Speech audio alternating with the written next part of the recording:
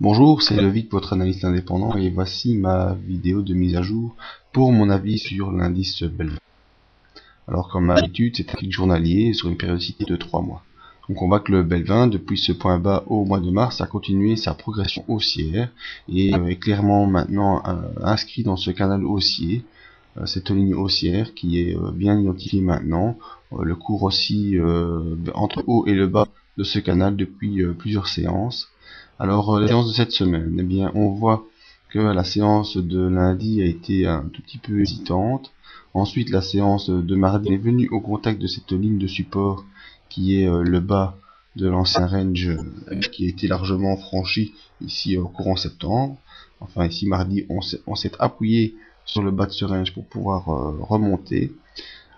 Le mercredi, on a ouvert au-dessus de la M50 et même pu progresser de quelques petits pourcents. Ensuite, le jeudi, prise de bénéfices assez importante. On a refranchi la M50 à la baisse. On est venu s'arrêter sur le bas de ce canal haussier. Et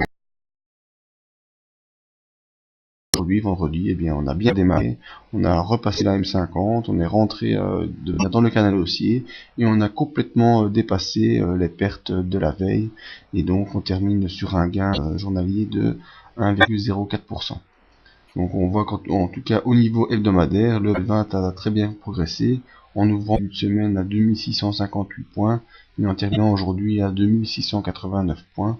Belle progression sur la 20 et il faudra en tout cas continuer à surveiller ce canal haussier et l'approche de cette résistance majeure des 2718 points qui à mon avis devra être testé la semaine prochaine et ce franchissement de résistance pourra nous permettre d'aller rejoindre les derniers plus hauts annuels qui se situent ici vers 2770 points. Enfin bon, début de semaine prochaine, on va voir comment les cours évoluent pour aller tester cette résistance majeure.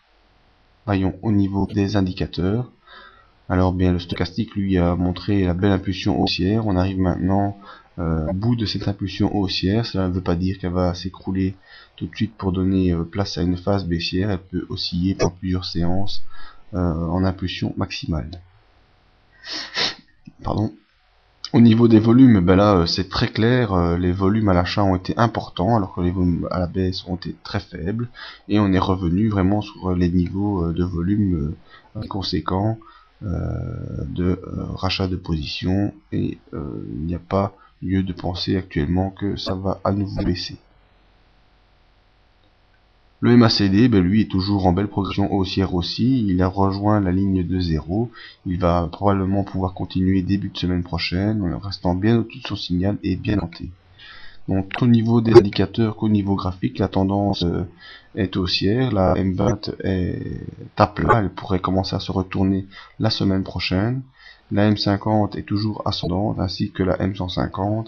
Donc, tant sur le court terme que sur le moyen terme, on peut penser que le Belvin continue à progresser à la hausse.